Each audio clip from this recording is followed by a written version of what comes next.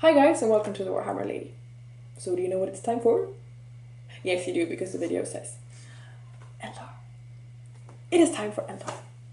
I have not read through the entire codex yet, but so far the lore is very well written. I just wanted to kind of make this video, otherwise it would be really late. Nice art. As always in the new codexes, not a single one has disappointed me so far. Let's see if I can find something else here. Aw. Really good codex. And let's see what else to say before we begin. Yes, I don't have the old Eldar codex, so I can't compare those two for point costs and stat lines. But this might actually be better. I'm going to compare them to Space Marines. So an ordinary Eldar against an ordinary Space Marine, because if people don't play Eldar and watch this video, they will know what I'm talking about anyways. So I hope it works out. Yes, if you've seen my videos before, you know that I divide my videos usually into HQs, troops, and so forth. This is no exception. Today we'll be starting with HQs, and I'm just gonna kind of go through them as they come along in the codex. So we'll be starting with Avatar of Cain today. Let's begin. First off, we're just gonna go through the special rules of Eldar, because I'm gonna say them over and over again, so it's good if you have an understanding of what they do. The first one is called Ancient Doom, and it means that a model with this special rule has the Hatred special rule against demons of Slaanesh and units with the Mark of Slaanesh. Also, Eldar suffers a -1 penalty to leadership if they have this special rule, and they have to make fear tests when in close combat with demons of Slaanesh or units with the Mark of Slaanesh. Battle Focus is their last special rule, they only have 2. And it allows for you to have a unit that contains models with this special rule to run and shoot in the same phase. So first you can run and then shoot, or shoot and then run. As long as you make both of the actions after each other. You can't run, move on to another unit and then go back and shoot, because that's not valid. So just do both and you should be okay. Also, you can't do this if you have heavy weapons, unless you're relentless, or if you have a rule that allows for you not to run, such as slow and purposeful. But those were the special rules of Eldar, and now we're moving on to HQs.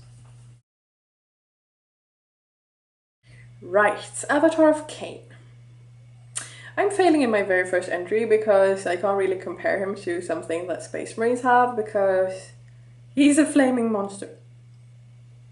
I'm not shitting you, he is actually a monstrous creature. And he has a special rule called Molten Body, so yeah, he's basically on fire. I'll try again. In my next entry, I mean guys, he is a monster. He has 10 in weapon skill, ballistic skill, leadership and initiative. 10! And 6 in strength and toughness, and 5 wounds and 5 attacks and a 3+ save. Now if you try and compare him to a Space Marine. Yeah, he's close to 200 points, so he's really expensive, but awesome. He has the Ancient Doom special rule and Battle Focus, and as I said, he's a monstrous creature. He's also a character. He's a demon, which is good, because when I first read his entry, I was like, okay, so he's awesome in so many ways, but I can kill him with a few AP3 shots. Now he does have a 5+ invulnerable save, which is good. He's also fearless and has the Fleet special rule. He has a special rule called Cain Awakened, so that all friendly units from this codex, Eldar, within 12 inches they are fearless, which is good, and Molten Body. And this makes him unaffected by pyromancy psychic powers, all flamer weapons in the Warhammer 40k rulebook, and all attacks that have the Melta and or Soul Blaze special rule. Told you he was on fire. He also has Remnants of Glory. Now there is a page in this codex, and I will show you, called Remnants of Glory. They are basically unique, awesome weapons, and Cain has his very own. Yes, here it is. Looks like this. But again, Cain has his very own. It's called the Wailing Doom. 12-inch range, strength 8, AP 1, assault 1, Melta. And it is also a close combat profile, so strength of user, 6, AP 1 and melee. He hurts. And if this was not enough, you can make him even better. He can choose to have a couple of Exarch powers, and we're just going to skip ahead in the codex, and Exarchs, you know, the more advanced warriors of Eldar. They can choose to have Exarch powers. And some of your special characters or your HQs will be able to have some of these powers, usually not all of them, and they also cost, of course, they're not for free. And Cain can have a few of them. He can have, for example, well, some of the Exarch powers are just normal, like feel no pain or night vision. But then there are a few unique ones, such as disarming strike, that you can give to Cain if you feel like it. This you do in a challenge. You and your opponent, you roll a d6. And if your roll is equal to or higher than your opponent's, you can nominate one of his melee weapons and that turns into a close combat weapon. So if you have a really, really nasty weapon, bye-bye. This is a cool special power. And also, if your weapon skill is higher than your opponent's model, you can add +1 to the roll. Since Cain has a weapon skill of 10, it's basically cool. You can add 1. And what else? Well, he's brilliant. Just brilliant. Yes, you can only have one avatar of Cain in your attachment because he's so unique. Never more than one. So again, this is a kind of expensive, super awesome close combat character that would just run around and melt your stuff.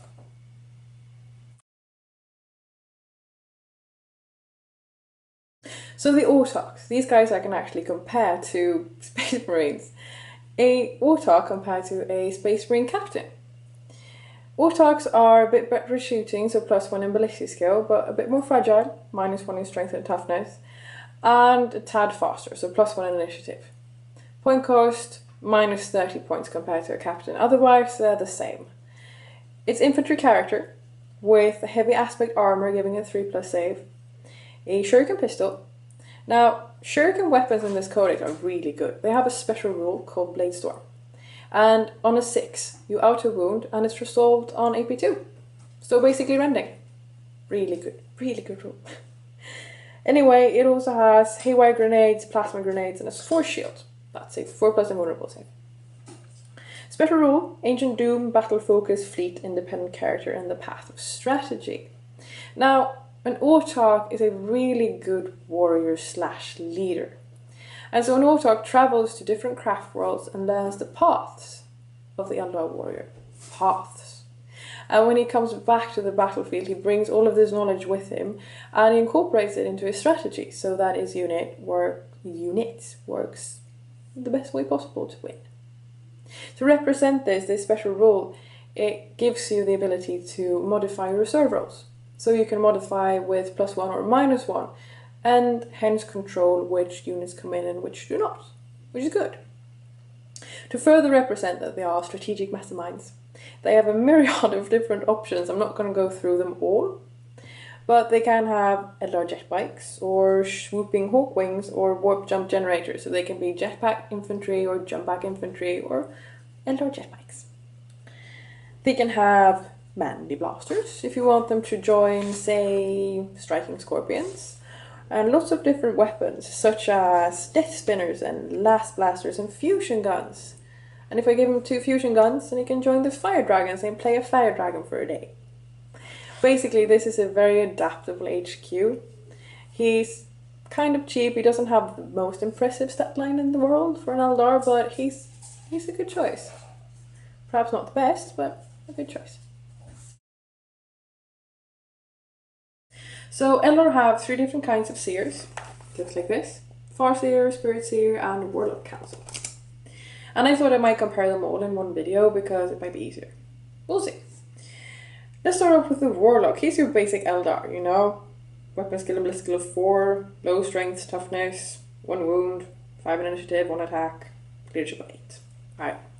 Spirit Seers and Farseers, they're a bit more advanced, so they have +1 in weapon skill and ballistic skill, and 2 wounds for Spirit Seers, 3 wounds for Farseers, and +1 and +2, same direction in leadership. So the Farseer is a tad better than the other guys. He has the same point cost as a Space Marine Librarian. The Spirit Seer is 30 points less, and the Warlock Council is 65 points less, so they're really cheap. They're all infantry characters, not the Warlock Councils, not characters. the Farseers and Spirit Seers are actually independent characters as well. All of them have rune armor, it's a full plus invulnerable save, and a shuriken pistol. The Farseers and the Warlock Councils have Witchblades. These are melee weapons, strength of user, no AP, fleshbane and armorbane. Now these guys aren't really supposed to be in close combat, I guess, because they only have one attack, and even though they have special rules that are awesome, they have no armor pen. So your opponent is likely to save it anyways. They can also upgrade it to Singing Spears. And this is a totally different weapon, but melee profile of it is the same. It also has a range profile if you upgrade it. So it's a 12-inch range and strength of user, still no AP, and assault 1. I think that was it. And fleshbane. No armor bane though. But yeah, you get a range profile basically. And they have the special rules. Oh, sorry, Spirit Seers also. They have a Witch Staff. It's basically the same profile as the Witchblade, or just add Soulblade special rule. There you have it. Then we have the special rules, Ancient Doom and Battle Focus. Fleet, independent character for 2 of them. And Psyker. Farseer is a Psyker with Mastery level 3, Spirit Seer Mastery level 2, and Warlocks Mastery level 1, which explains their stat lines and their point costs. And a Farseer generates his power from divination, runes of fate and telepathy, Spirit Seers from telepathy and runes of battle, and Warlocks from runes of battle. Runes of battle and runes of fate are Eldar's very own psychic powers, and I won't go through them in this video because I don't have time, but I will in the next one. Just know that they're a tad different, and just base your choice of Psyker on what you need in your army.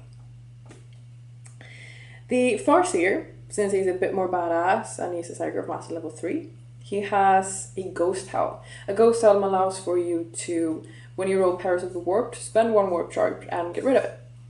Great. Since the other ones aren't special, they don't have helmets, but he does.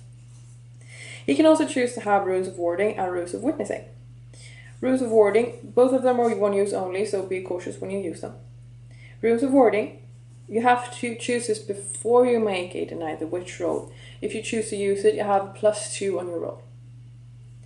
And Runes of Witnessing allows for you to reroll a failed psychic test, which is good. Then you can actually negate like double 6s if you fail your test and not suffer Perils of the Warp. Great. Other than that, yes, you can also choose to put them on an Eldar jetpack.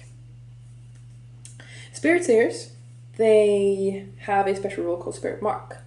And at any point during your movement phase, you can nominate an enemy unit within 12 inches. And you place a counter next to it, which is the Spirit Mark.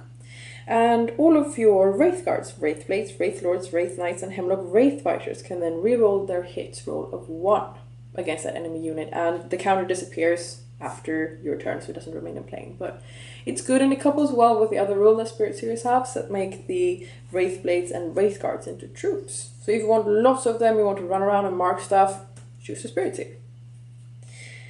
The Warlock Council, they're also special, of course. In your primary attachment, you can choose 1 Warlock Council, and they will not take up a Force Organization slot. You can have 1 to 10 Warlocks. And before the battle begins, after you've chosen your Warlock traits, you can actually choose to kind of split your council up and make them join other units. When you do this, though, when you have chosen, they can never leave that unit. Just keep that in mind. And these units are Guardian Defenders, Storm Guardians, Windrider Jetbikes, and Vol's Wrath Support Battery. Also, of course, any of the Warlocks, not all of them, just 1 or 2 if you choose, can have the Eldar Jetbike. So it's okay to join Jetbike units, they will be on Jetbikes. And basically what it means is that you have several different units on your board and lots of level 1 Psykers running around. So that's also an option, and they're really cheap. So the Psykers of the Eldar Codex, so far for me, they sound awesome. You have options. Like, if you want one awesome guy, you can have that. If you want someone that makes some units into troops, you can have that too. If you want tiny level 1s running around, you can have that as well. Yes, nice Psykers. Anyway, this is the last entry for today. But come back tomorrow, and I'll keep going through the HQs. And until then, have a nice night.